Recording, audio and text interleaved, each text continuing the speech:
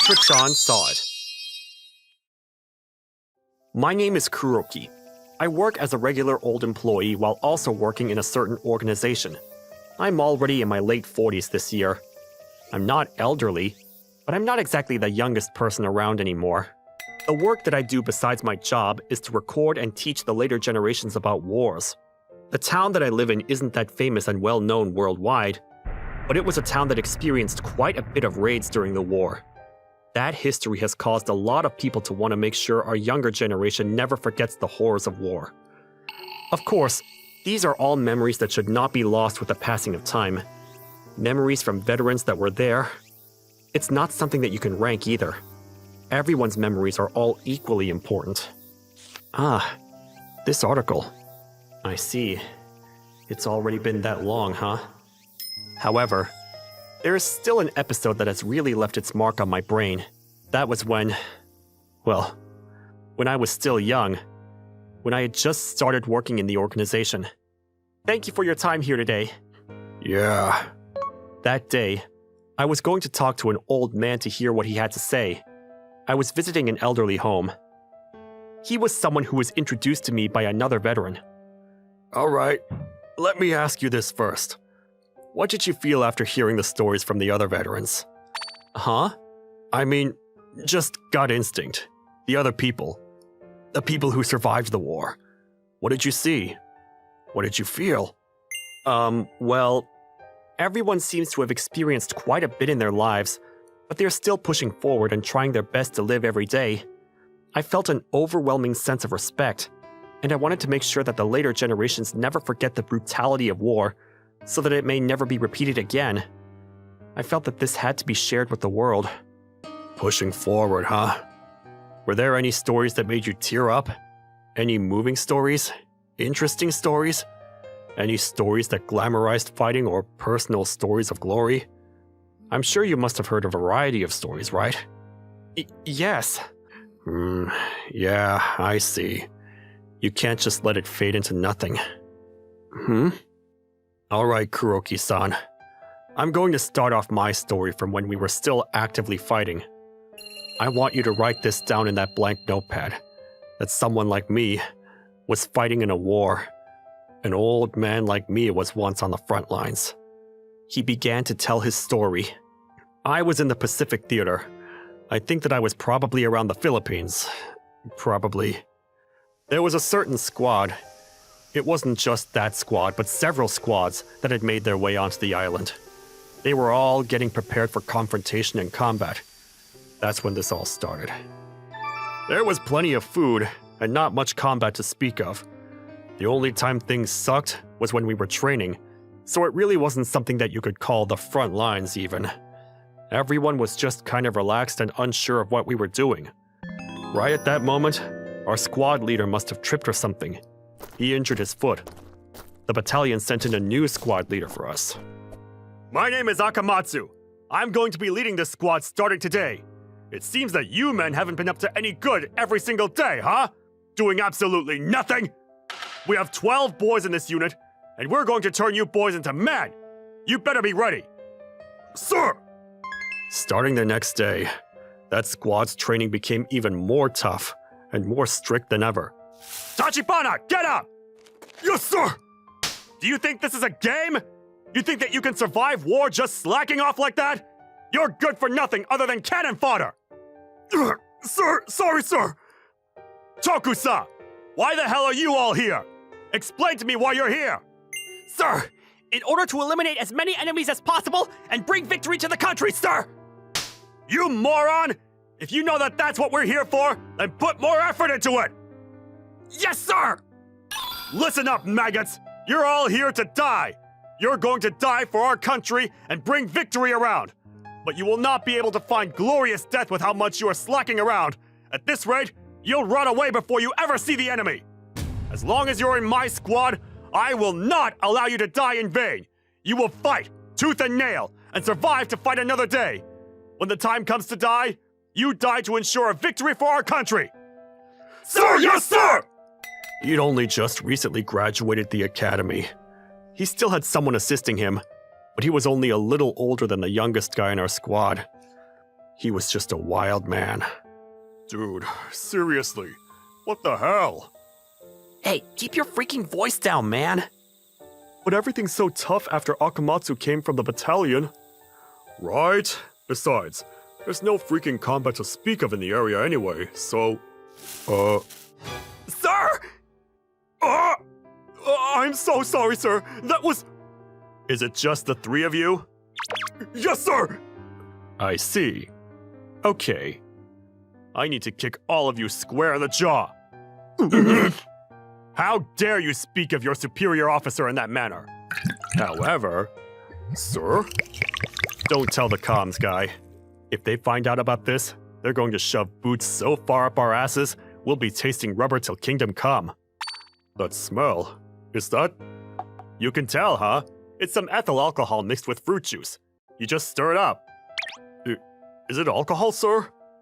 Yeah, you just throw this back and... Hiragi, explain to me what ethyl alcohol is. Sir, it's alcohol used to disinfect wounds and surfaces, sir! That's right. And this? This is also great for your throat and stomach ailments, along with fatigue and lethargy. It's a quick recovery medication. All right, so we're going to pretend that I didn't hear anything you all said a second ago because I was too drunk. Have you all cut your mouths from getting thrown around during the day? Come on, disinfect those wounds. You little shitbirds better keep up with your first officer. Yes, sir! He was incredibly tough and strict when it came to training and chain of command, but he was also a young man that had no choice but to come fight a war he didn't start. Apparently, he had a younger brother staying back at home, and the three younger troops were also around his brother's age. That's why he felt very familiar with them. And so, the man who was once considered a hard-ass, arrogant officer slowly began to gain the admiration and respect from his fellow squadmates. Sir, do you have anyone back at home waiting for you? Yeah, I just got married right before I came over here. I have to win this war for my lovely wife, too. What a lucky man you are, sir. I've never actually been able to run into anyone like that. What? I'm sure you've definitely had a run-in or two with a woman. Share those stories with us. Oh, I think that Tokusa actually has the best story for us to tell, if that's what you're interested in. Hey, Hiragi! That sounds interesting. It's always funny to see that the least concerned with this topic have the most incredible stories to tell. Sir! However, almost as if to mock the entire squad's bonding, the war began to escalate, and soon, the fires of war would reach us. Saying it was horrible was an understatement. Every day, we would hear about troops in contact with the enemy, and we were losing. The opposing troops landed on the island and didn't think twice about removing any resistance. It was a meat grinder. They didn't stop till every single person was absolutely removed from the fight. With no mercy.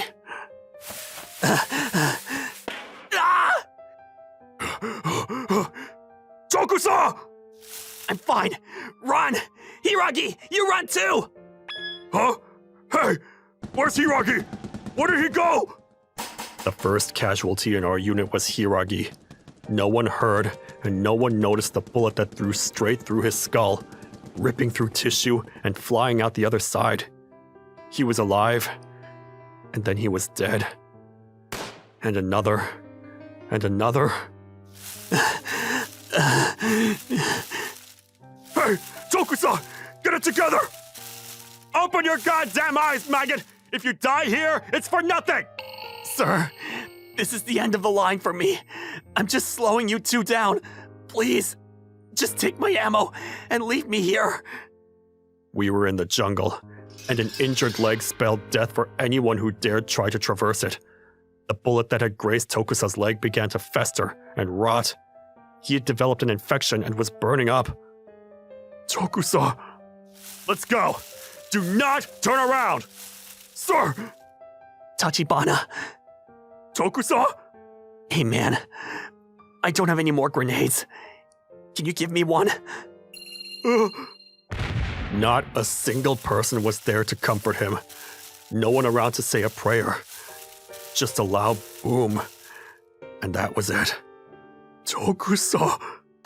Down, Tachibana! Sir! Sir? Sir! Officer Akamatsu! Run! Run, goddammit! Run! Tachibana!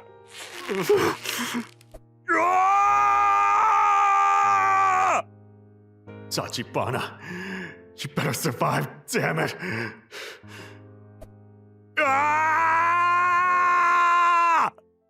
Not many Japanese troops survived on that island. The island was seized, and the enemy controlled it. Everyone who survived became prisoners of war. Luckily, the enemy happened to be very humane with its POWs, much nicer than we were to ours. I was able to go back to Japan 2 or 3 years after the war, but... So what happened to that squad leader? He's a tough cookie, that one. The round grazed his throat, and he had massive blood loss. He even had an infection brewing, but he managed to make it back to Japan. Those who were able to make it back to Japan alive worked their tails off. They worked hard to make sure that they were able to provide for their loved ones and family members. And the more they continued to live life supporting those they loved, the survivors had a thought. I want to meet those who experienced the struggle, those who were on the battlefield with me. I want to see my comrades once more. The few men that were left surviving began to reach out to find each other, but we weren't able to get in touch with the squad leader. Huh? But the squad leader had disappeared. He wasn't in his hometown that he had longed for. Are you... You're Akamatsu, right? Oh, Yes, ma'am. I've come back home, as embarrassing as it is. I'm so sorry. The people that survived that island were all the same, but since he had strayed away from the main battalion and didn't return, he was treated as KIA, and that's what they said to those back home as well. He fought a war for his country, lost his men, faced death time and time again, almost lost his life, but still managed to survive and make it home. And what waited for this man after he finally made it back home? The younger brother that he adored heard of his supposed KIA and asked to be put in the army. Mom, I'm going to join the military!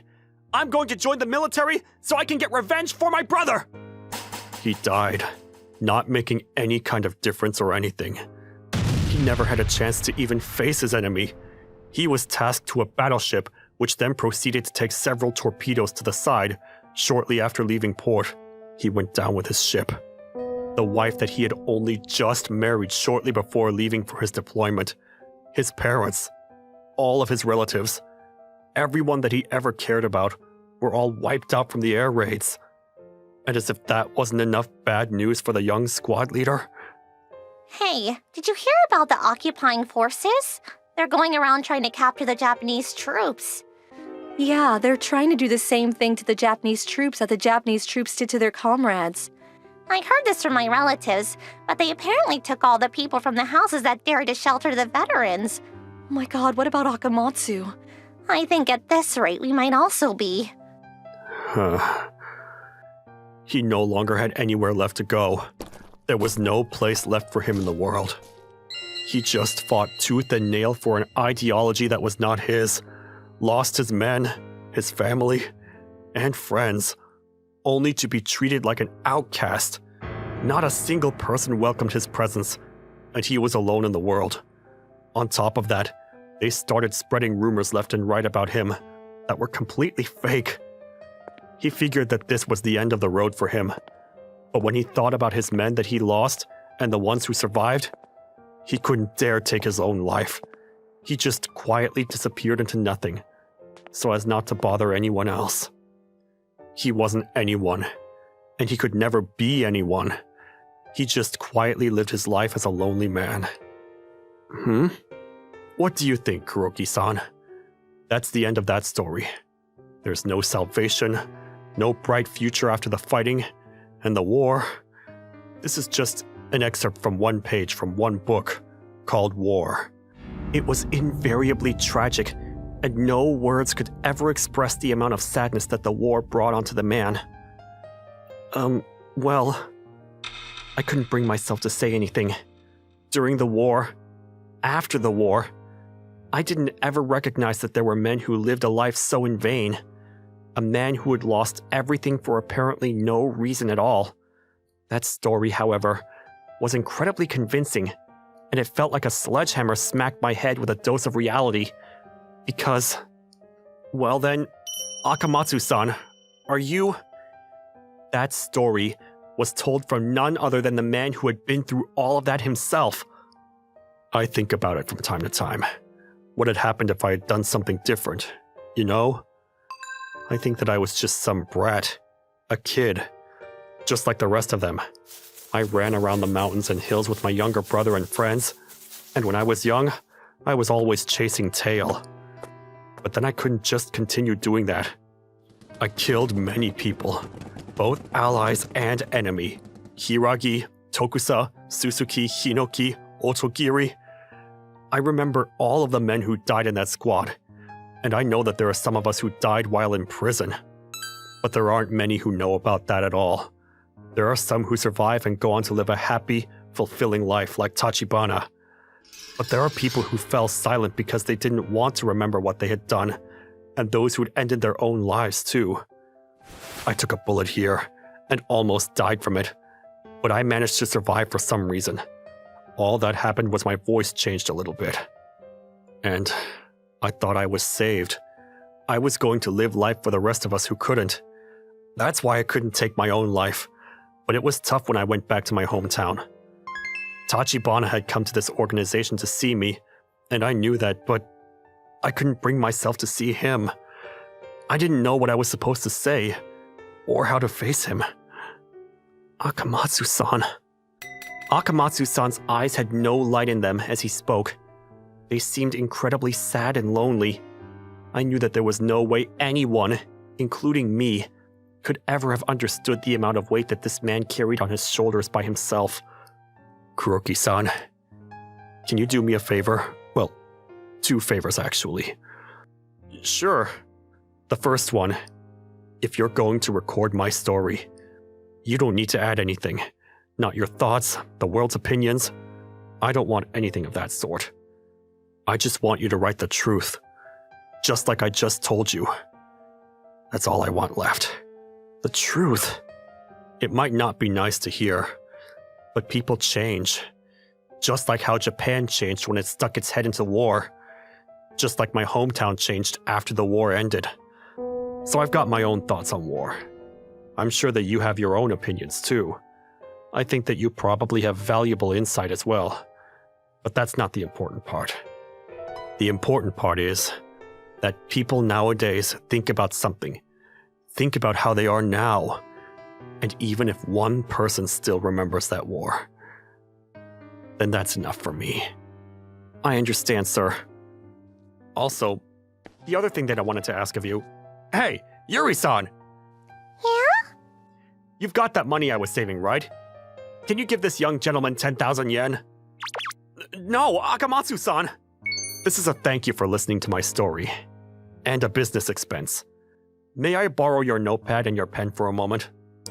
Oh, sure. Right here is where my younger brother and wife rest. I'm very old, as you may have noticed. You can just choose whenever you want. I want you to use this money to just buy a drink or 2 for them, and give it to them. Okay, sure. Akamatsu-san, I heard that you haven't really opened up much to anyone who was interested in hearing your story.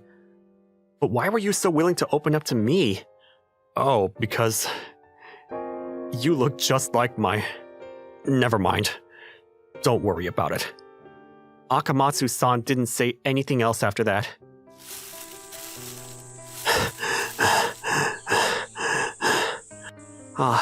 There it is. Later, I took a train a few hours away before making it to an old countryside village where I climbed up a mountain. Sir, ma'am, nice to meet you. I'm here because Akamatsu-san asked me to come in place of him. Akamatsu-san is, well, he's alive and well. The village no longer exists. There are probably very few people who still visit these graves. A temple in the area apparently takes care of the graves, but I couldn't help but feel that it was a location that was slowly going to disappear and be forgotten. I'm sure this is what Akamatsu-san meant by what he said. War is something of the past. The future is for those who have survived. However, that's not to say that everything that has to do with the war has ended. In a country far away, even within this country. You mean in Japan? Yeah. You saw on the news the other day, didn't you? A fisherman happened upon a mine in the ocean. That kind of thing still happens often in this country.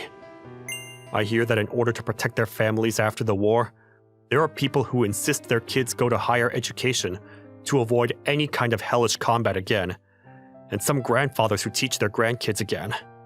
Right. The past will eventually, slowly become history and fade away, but through human effort, you can delay that as much as possible. That's why I spoke to you today. To make sure that the memories of my war... No. This is just me thinking out loud. It's my opinion. I just told you to leave out my opinion, and here I am, yapping. Must be my age. Sorry about that. Akamatsu-san, I will write it down. Huh? I will not let this fade into nothingness. I will never let anyone forget the anguish that the war brought upon everyone. What happened within this country, those who fought for those who stayed at home and survived, the fact that there were people who fought and died as well, those whose actions were completely ignored. I see. Well, thank you, son. Don't be so influenced by the times. Make sure to form your own opinion and stay focused. Yes, sir! It's been almost 20 years since I saw him. What Akamatsu-san told me then, honestly, they weren't too good as far as reception was for the books and events that were produced. However, his talk leaves a very strong impression and a special place in my mind. I heard that Akamatsu-san died a while ago. The people who were youngest when they experienced the war are now in their 80s and 90s. Many of those who are still alive while being in the front lines are over 100 years old. I understood that being able to record all of what happened during the war was going to be so much more difficult over these 10 years. It's only a small amount of time that Japan would only come to remember this war in history books, not from the mouths of those who have experienced it. Which means that that was just proof that this modern-day Japan is able to experience peace and love. However, that doesn't mean that you should forget the truth behind the war. With any luck going forward, no, I shouldn't say anything more. This is what I experienced, and I hope that I record and teach the younger generation. That is what my purpose is. ご視聴いただきありがとうございました。そもそも戦争体験の話に受けがいいも悪いもないと思いますがね。その人が経験したことすべてが聞き応えのあるものばかりなわけじゃないですし。だからこそありのままを聞いて伝えていくことが大事なんだと思います。そうでなければ創作物と何も変わらないものになるんですからね。皆さんはどう感じましたか？コメント欄に書いていただけると嬉しいです。また少しでも考えさせられたなと思った方、チャンネル登録と高評価をお願いいたします。